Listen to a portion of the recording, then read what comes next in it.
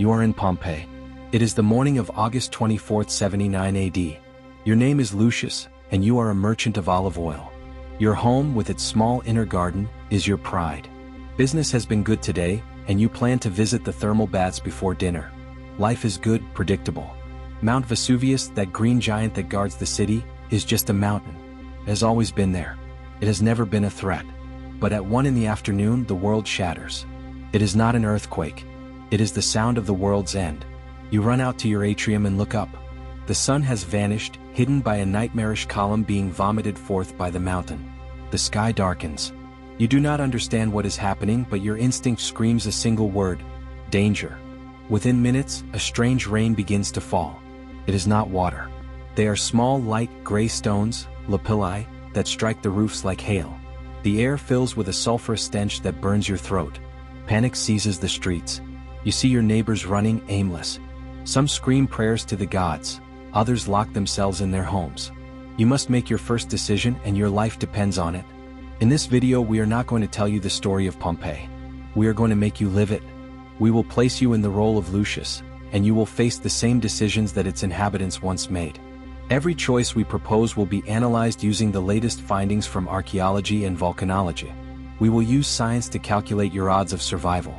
To process the enormous amount of archaeological data and eruption chronologies, we have used AI tools as a research assistant, but every conclusion and every word of this script has been written and verified by a human to tell you this story in the most human way possible.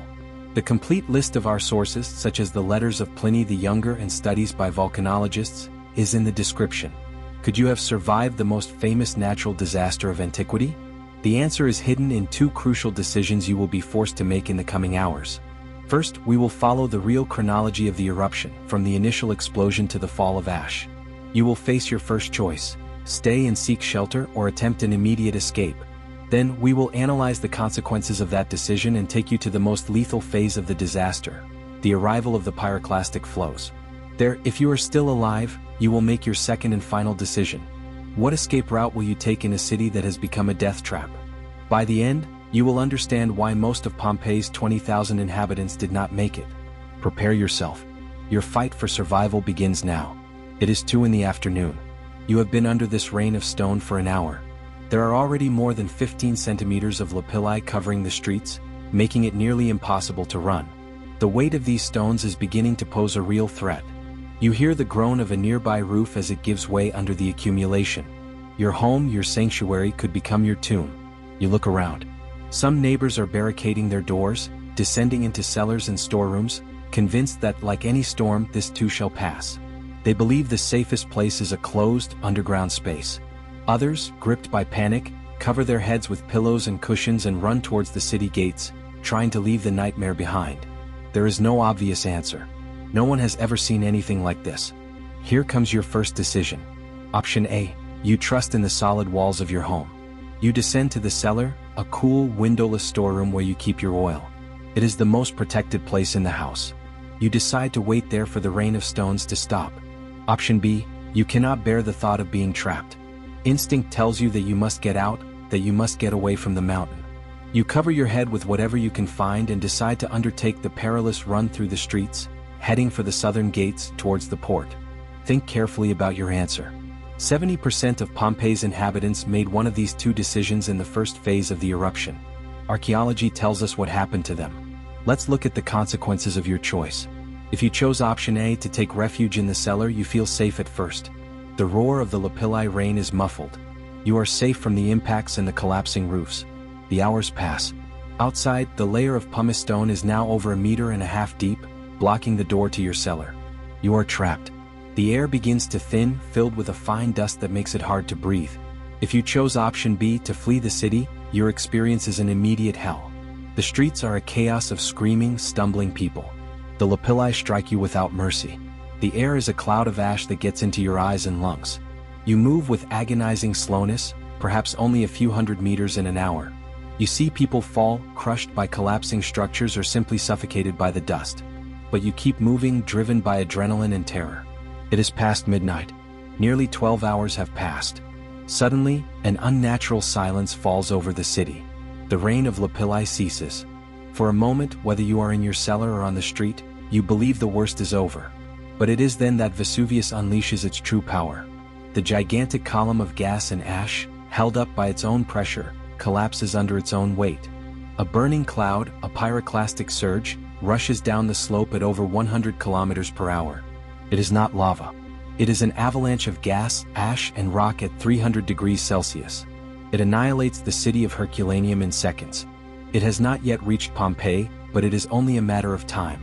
Now, if you made it out to the street, you face your second decision. Option A, you flee south to the port. The idea is to find a boat and escape by sea. It is the most logical escape route. Option B, you flee east through the Nocera Gate. You try to escape by land, running across open country, getting as far away from the mountain as possible. Let's analyze your odds. In your first decision, if you chose to take refuge, you joined the group that archaeologists found in the cellars and houses. Your long-term probability of survival was almost 0%. Though you were spared the first phase, the second would annihilate you without escape.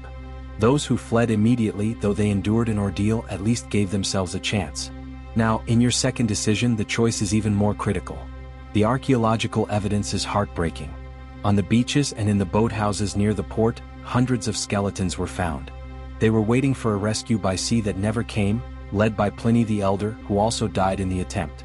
The sea, churned by the eruption, was a trap.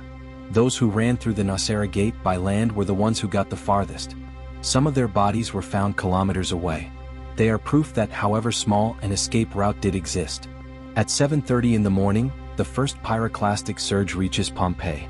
If you took refuge in the cellar, this is what you feel: a sudden, unbearable heat that sears through the walls. The air turns to fire. Death is not from slow suffocation. It is an instantaneous thermal shock. Your brain boils and your muscles contract in a fraction of a second. It is the end. If you ran towards the port, you see the cloud approaching from the north. There is nowhere to hide. It overtakes you on the beach.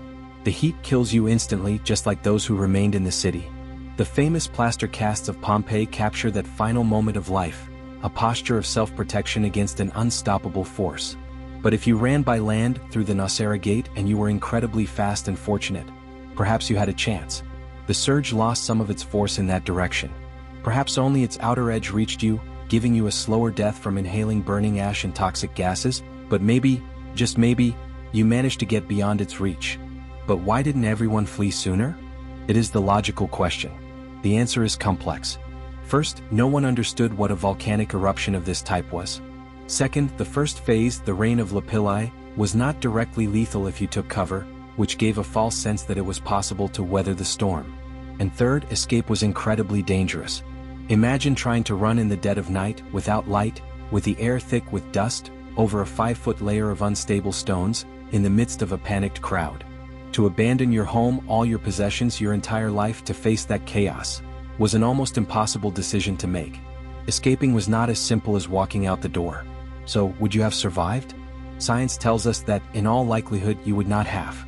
Your transformation from Lucius, the merchant, to a victim of history was all but sealed from the moment the mountain exploded.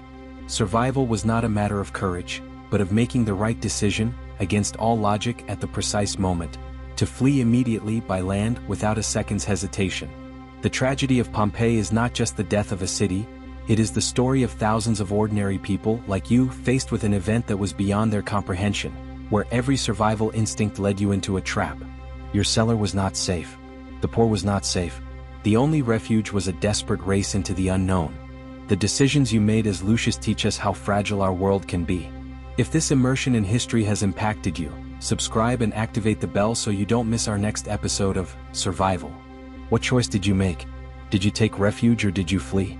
Tell me in the comments. I am very interested to know what our community would have done. Thank you for joining us on this journey into the heart of the disaster. Until next time.